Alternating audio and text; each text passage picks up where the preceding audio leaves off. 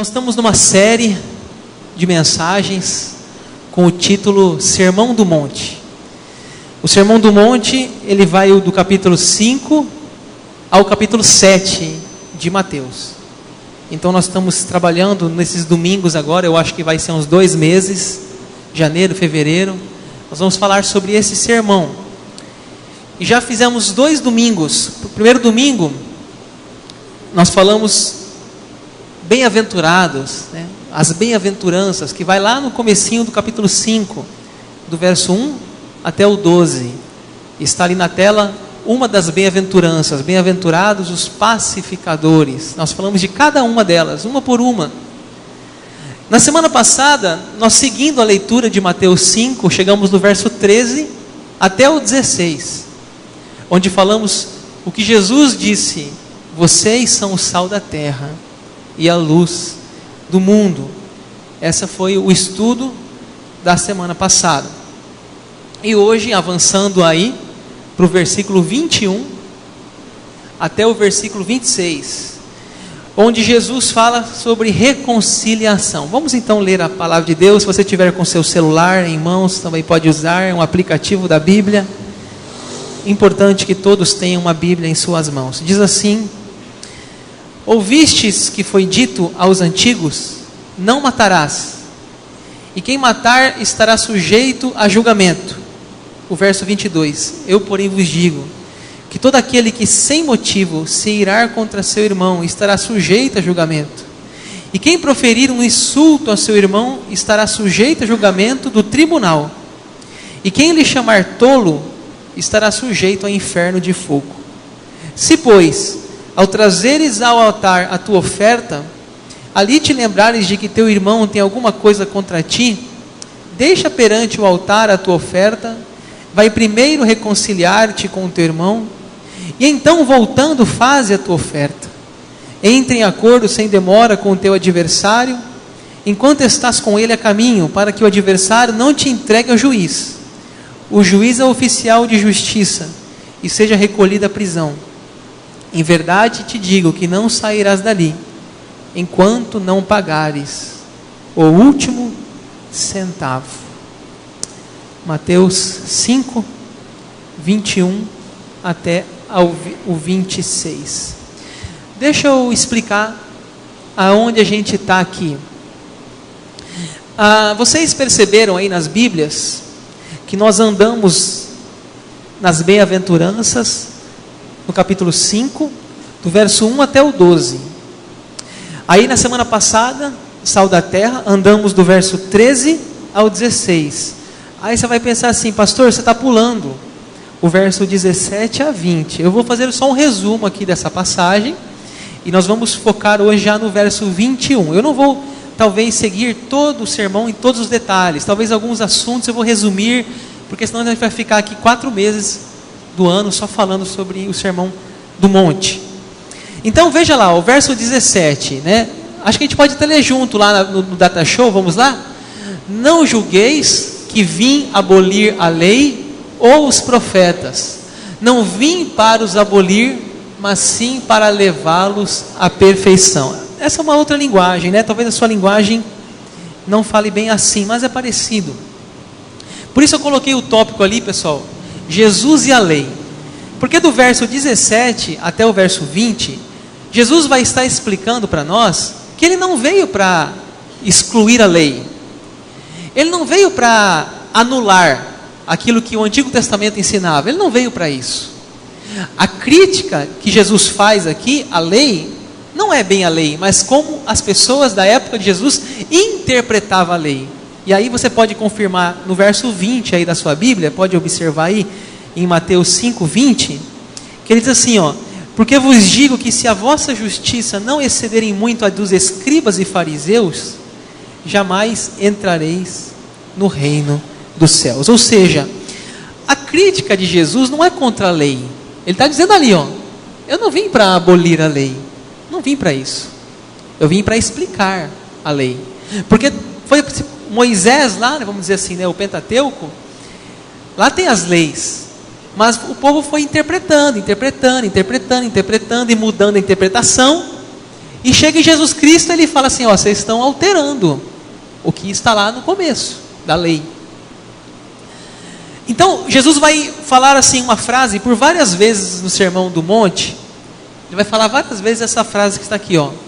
Ouvistes que foi dito aos antigos, eu porém vos digo. Tu quer ver? Olha na sua Bíblia aí. O verso 21, que é o nosso texto de hoje, olha lá, ó, o verso 21. Ouvistes que foi dito aos antigos, não matarás. Quem matar estará sujeito a julgamento. Vou te mostrar outro, o verso 27. Ouviste que foi dito, não adulterarás. Agora o verso 33, tudo capítulo 5. Também ouviste que foi dito, não jurarás falso. Agora o verso 38. Ouviste que foi dito, olho por olho, dente por dente. O verso 43. Ouviste que foi dito, amarás o teu próximo e odiarás o teu inimigo. Então veja que ele vai estar, por várias vezes, se não me engano são 6. Ele vai estar dizendo assim, ó, os fariseus, os escribas, eles ensinaram assim. Mas não é bem assim. É isso que ele vai estar dizendo. Ele não está indo contra a lei. Ele está explicando a lei. E nós vamos ver hoje, mais uma vez, que Jesus não aboliu a lei. Então, vamos começar aí no verso 21 com um mandamento. Aqui, o tema principal dessa passagem de hoje é um dos 10 mandamentos. Que está escrito no Data Show?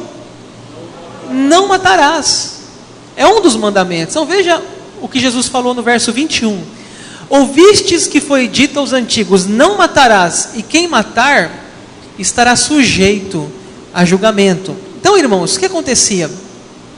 Os fariseus, os escribas, eles liam a Bíblia, muitas vezes de maneira errada. Ou seja, eles entendiam assim, que matar alguém era realmente um assassinato. Literalmente, ou seja, pegar e matar, tirar a vida. E Jesus vai dizer que não é isso que está dizendo a lei. Ele vai aprofundar a lei. Ele vai dizer, e ele vai ir além. Ou seja, ele vai dizer que muitas vezes nós assassinamos, nós matamos com a nossa boca, com nossas palavras, com nossas ações. Você veja a profundidade. Não, eu cumpro a lei. Nunca matei ninguém, né? Lembra do bom jovem, aquele jovem rico, né? Jesus, eu cumpro a lei, nunca matei ninguém. Será que você não matou com as palavras? Né?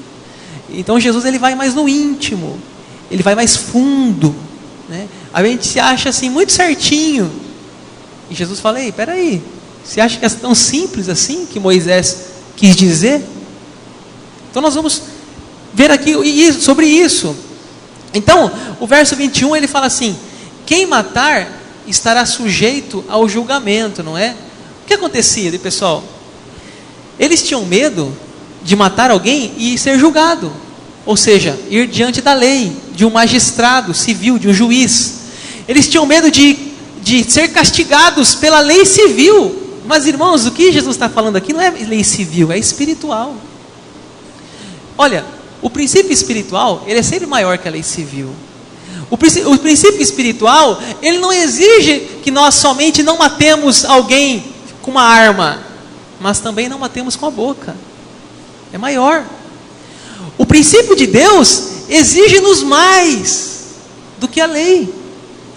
Paulo tem um texto, o apóstolo Paulo, que ele fala sobre a lei, e ele fala assim, irmãos, é uma vergonha que vocês em Corinto estão brigando aí na igreja e estão recorrendo aos juízes da cidade. Por que vocês não se acertam entre si? Veja bem, não é que Paulo está dizendo que a lei não funciona, mas ele está dizendo, Paulo, que o cristão, ele vive acima da lei, ou seja, mais do que a lei. Ele não precisa ser alertado pelo policial, pelo juiz, por alguém da lei, que ele está errado, porque ele já vive acima dessa lei. Acima. Ele vive de maneira exemplar. E a lei é boa, a lei é necessária. Sem lei é caótico, sem lei é anarquia. E o cristão, então, ele não precisa ter medo de julgamento, porque além de ele não matar alguém fisicamente, ele também vai vigiar com as suas palavras e com sua boca. É mais profundo o assunto. Então, não é somente não matarás, Jesus está dizendo, não cometerás homicídio. Aí ele vai dizer, agora eu porém vos digo, né? Ele vai ensinar, né? Ouviste o que foi dito? Né? Ele fala, eu porém vos digo. Então veja aí o verso 22 da sua Bíblia.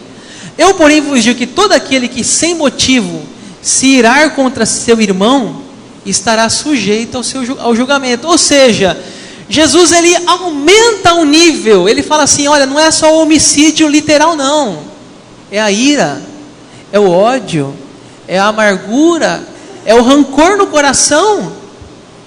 É como se ele estivesse falando assim, Jesus, não deem ouvidos aos fariseus, aos escribas, quando eles dizem que a pessoa que cometer homicídio será passivo de julgamento. E ele continua, pois estou dizendo a vocês, que até mesmo quem se irar contra o seu irmão, será passível da mesma punição. Da mesma punição, ou seja, odiar, ter ressentimento, guardar rancor, é igual ao homicídio. Irmãos, lá em 1 João, fala sobre isso também, do amor ao próximo, da gente não amar só com as palavras, mas também de coração. Aí eu te pergunto, você cometeu algum homicídio na sua vida? Ô pastor, peraí, e o homicídio emocional? E o ódio? E a amargura? E a raiva? E as palavras que denigrem o próximo?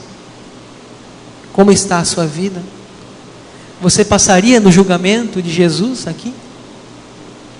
É isso que ele está nos dizendo.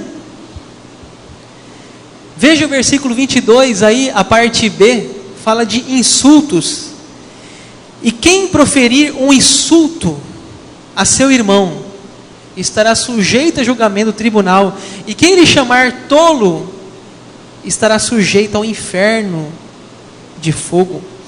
Tem uma versão da revista Corrigida, talvez alguém aqui use essa Bíblia, que usa a palavra raca. Você fala, nossa, o que é raca? Raca significa pessoa indigna, sujeito indigno. Ou seja, se você chamar alguém de raca, de sujeito indigno, de tolo, você está sujeito ao inferno. Jesus ele nos leva numa dimensão muito maior do que o homicídio. E infelizmente, irmãos, às vezes a gente acha que está tão santo, que a nossa vida está tão correta, que nós cumprimos todos os mandamentos, que a gente nunca matou ninguém, e nós estamos tropeçando diariamente nessa lei dos 10 mandamentos. Estamos insultando, estamos matando, estamos denegrindo. Realmente, o Senhor Jesus nos alertou. Eu quero dizer para você nessa noite, cuidado com a sua boca, cuidado com suas palavras, cuidado com o que você fala, porque pode ser pior que um tiro de arma de fogo. Tudo que a gente fala pode ter um efeito bom ou mal. Quando a gente usa a nossa boca, o livro de Tiago fala isso. A fonte boa, águas boas, amargas, como que a boca procede, as duas coisas. Provérbios fala também sobre a boca, as palavras são como medicina. Eu pergunto, como você tem usado a sua boca? Irmãos, quando a gente sabe usar a nossa boca, a nossa língua, a gente pode elogiar, a gente pode incentivar, a gente pode tratar bem, e a gente pode fazer daquela pessoa uma pessoa melhor, que convive com a gente. Por outro lado, se a gente denegrir, humilhar, menosprezar, aquela pessoa também está sendo prejudicada com o nosso convívio. Quantas histórias, irmãos, quantas histórias de pessoas que tiveram suas vidas travadas, suas vidas paralisadas, por causa de uma palavra. Porque um dia lá, aquela palavra tocou tão fundo na alma. Porque um dia lá, de um casamento, a mãe, o pai disse algo e aquela pessoa até hoje ela sofre com aquelas palavras. Simples palavras que ferem mais que uma faca. Quantas histórias eu já ouvi na minha caminhada de aconselhamento, de pessoas que ouviram muitas vezes tocando um instrumento, tocando um violão, alguém dizer: você nunca vai aprender, você não sabe nada, desiste. Quantas e quantas palavras que a gente às vezes usa a nossa boca para fofocar, para denegrir a imagem do outro. Assim essas coisas estão incluídas, segundo Jesus, no mandamento que diz: não matarás. O assassinato não envolve somente a vida física, mas também a autoestima, o caráter. Olha essa imagem aqui que forte, olha. Cuidado com a sua língua. Ela pode ser venenosa. Quando você ri de alguém, muitas vezes, debocha, humilha, isso você diante de Jesus, você pode ser um homicida emocional. Você está impedindo aquela pessoa de crescer, de avançar, de amadurecer, de desenvolver, de produzir, de ser frutífera. Você está dizendo: você não serve para nada. O texto que eu citei está lá em Tiago 3, que fala: de uma só boca, como procede bênção e maldição. Irmãos, eu já tenho uma dinâmica na psicologia, quando a gente fala sobre essa questão da língua, da boca, eu acho bem interessante. Uma dinâmica onde a gente pede para as pessoas escreverem no papel frases agressivas, frases ofensivas, que a gente ouve no dia a dia. Então a pessoa escreve, por exemplo: você é muito devagar no serviço, você é muito lento. A pessoa escreve: você não leva jeito para isso. Enfim, várias frases agressivas, ofensivas. Você só tira nota baixa. E aí então, depois que as pessoas escrevem aquelas frases, nós convidamos as pessoas a pensar de como elas podem falar aquilo sem agredir, mas fazendo a pessoa melhorar. Então, por exemplo, em vez de dizer assim: você é muito devagar, você pode dizer assim para ela: procure melhorar. Você não está dizendo para ela que ela é ruim, mas está dizendo que ela pode melhorar. Você não está denegrindo, você está incentivando. A mesma frase, construída de outro jeito. Você é capaz. Você é capaz. O que você me entregou, esse relatório que você me entregou, você é capaz de melhorar. É diferente de você dizer: que porcaria foi a que você fez. É diferente. Você com seus filhos, você pode pensar isso. Pensar essa atitude. Em vez de você dizer: você é um burro, você não aprende nada, você é um preguiçoso, pode dizer: meu filho, se esforce, que você tem capacidade de ir mais longe. É diferente, irmãos. Como a gente usa as nossas palavras é diferente. Com as palavras a gente pode fazer uma criança um campeão, ou podemos fazer de uma criança um Zé Ninguém. A criança, a autoestima dela bem baixinha, cabisbaixa, triste, chega no grupo, tudo, sempre ela está isolada, sempre ela, vocês já viram criança triste? Vocês já observaram? Crianças tristes, eu observo. Você pode saber que está lá na família esse problema. Triste a criança, porque muitas vezes é menosprezada pelo próprio pai, pela mãe, usa palavras às vezes agressivas.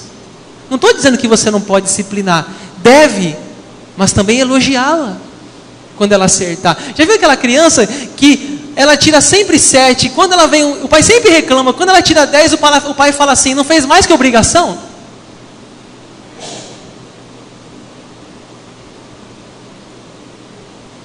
Então, irmãos, a gente pode, em nosso trabalho, em nossa igreja, em nossa família, olhar para esse mandamento que diz: não matarás.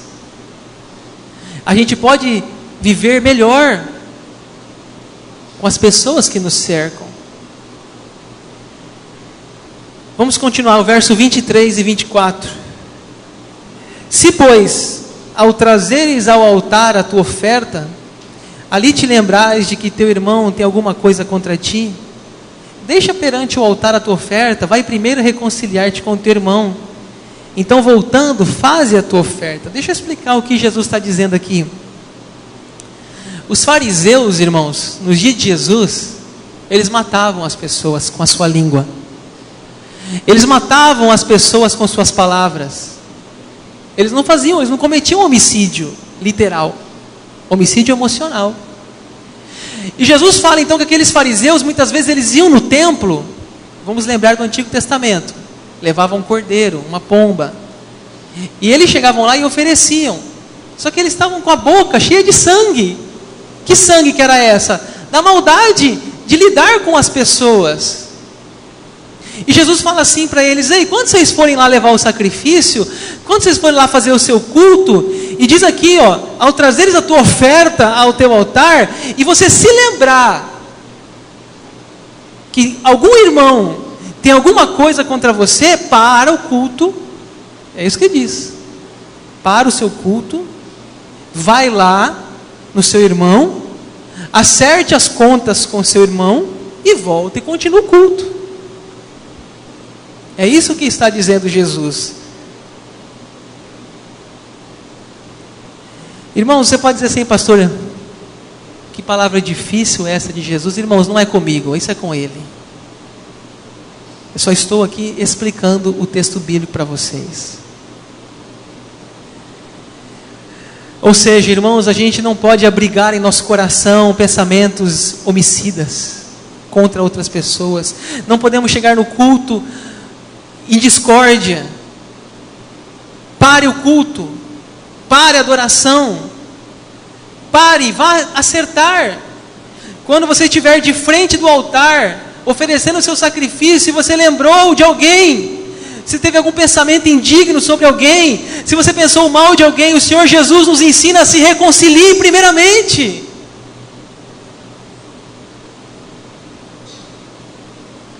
É necessário que antes de oferecer o nosso culto, a gente conserte a situação com o irmão. E quando eu falo irmão, é uma linguagem aqui espiritual, não estou falando só de família, estou falando de trabalho, de estudos, de igreja, tantas coisas.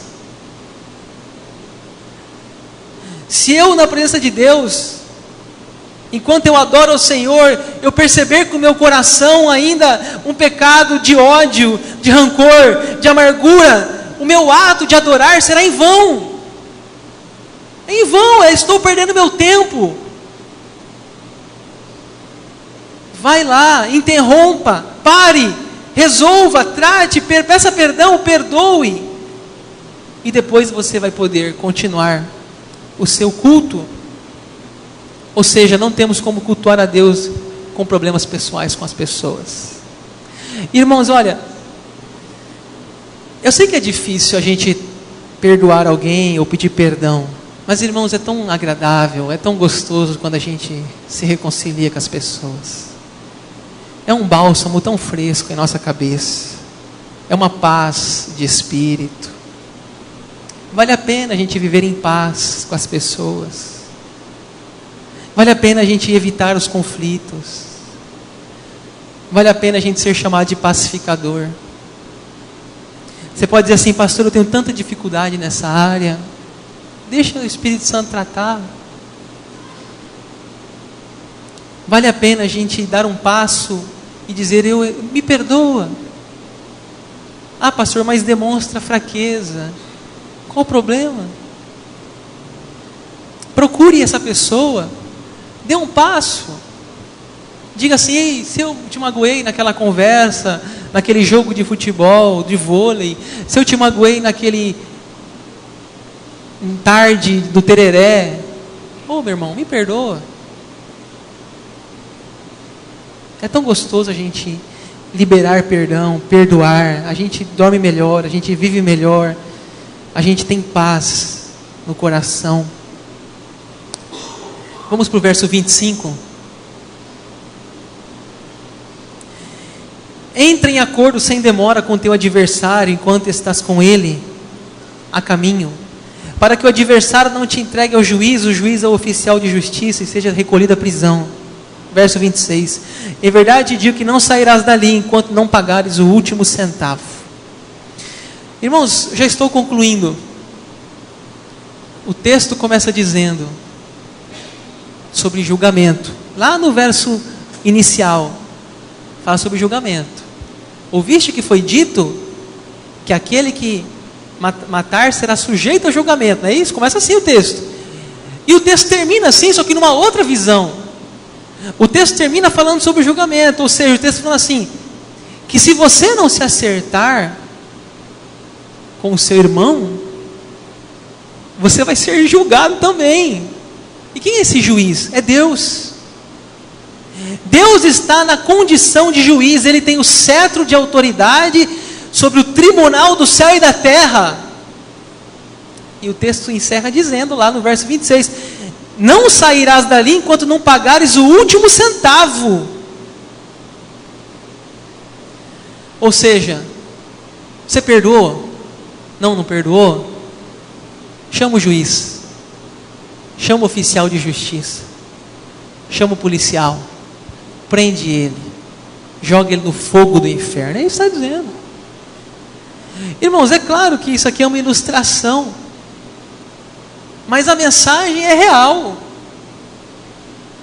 A mensagem é importante. O que Jesus está nos dizendo aqui é que nós não devemos passar batido nos conflitos de relacionamento e levando com a barriga e dizendo assim, não vai dar em nada, porque nós temos um juiz no céu que vai nos cobrar se a gente matar alguém com a boca. E talvez, olha, você não esteja mais vivendo amanhã aqui, talvez por um motivo que a gente não deseja, você, antes da sua velhice, você bata as botas, como diz. Olha o que diz o verso 25 fala isso. Entra em acordo sem demora, enquanto estás com ele a caminho. Ou seja, enquanto há tempo, acerte-se. Acerte-se. Irmãos, eu quero encerrar lembrando de uma outra parábola que Jesus nos contou, que fala do credor incompassivo. Essa parábola nos conta de um homem que devia um pouquinho de dinheiro e foi lá e pediu perdão e o credor perdoou. E logo depois ele encontrou uma outra pessoa que devia a ele. Aquele que foi perdoado encontrou alguém que devia a ele muito mais. E o outro pediu perdão. Ele falou assim, não perdoou. Não perdoou. Essa parábola nos ensina o seguinte, irmãos, que Deus está sempre nos perdoando e que Deus fica muito triste quando a gente não perdoa o nosso próximo. A oração do Pai Nosso diz assim, perdoa as minhas dívidas, assim como eu tenho perdoado os meus devedores. A tradução melhor é as nossas ofensas, porque aí não dá ideia de dinheiro. Perdoai as nossas ofensas, assim como nós perdoamos aqueles que nos têm ofendido. Ou seja, o que essa parábola quer nos mostrar é que todo dia, irmãos, nós chegamos para Deus e dizemos, Deus, tem misericórdia de mim, Senhor, eu sou tão misericórdia, sou fraco, tão frágil, me perdoa. E daqui a pouco o Senhor Jesus olha para nós e fala assim, você não pode perdoar aquele que te ofende? Já que eu te perdoei todos os dias. E aí encerra a passagem lá, aquela história bem conhecida lá no texto, onde Pedro fala assim, Jesus, eu tenho que perdoar 7 vezes? Jesus fala, não só 7 vezes, mas 70 vezes 7. Ou seja, você percebe que a passagem ali do credor incompassivo era exatamente sobre perdão. Jesus estava falando ali sobre o perdão. Deus, mas eu já perdoei uma, perdoei duas, perdoei três, perdoei quatro, perdoei 5 ou 6 e a 7 já não está bom? Pedro, pode multiplicar isso aí. Continua perdoando. Jesus não estava dando uma aula de matemática, mas estava dizendo que o perdão é ilimitado. Sofre muito quem guarda mágoa no coração. Sofre muito a pessoa que não consegue perdoar alguém. Tem um texto na Bíblia que eu acho muito forte, está em Hebreus 12, que fala assim: a raiz de amargura contamina muitos. O pior da amargura, irmãos, é que ela não contamina só a pessoa, ela contamina outros. O homicídio, se fosse só um homicídio moral e encerrasse, estava bom. O problema é que mais pessoas são contaminadas e contaminadas e contaminadas pelo ódio.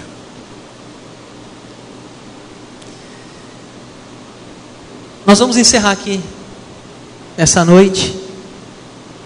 E na semana que vem nós vamos continuar o sermão do monte. Semana que vem nós vamos falar da passagem logo em seguida, onde Jesus fala assim: ouviste que foi dito, não adulterarás, eu porém vos digo, qualquer que olhar para uma mulher com intenção impura, já adulterou com ela. Semana que vem vamos falar um pouco sobre os pensamentos. Tudo começa no pensamento. Não pensa que o adultério se dá no motel, não se dá no motel. Jesus vai dizer para nós que tudo começa lá no pensamento.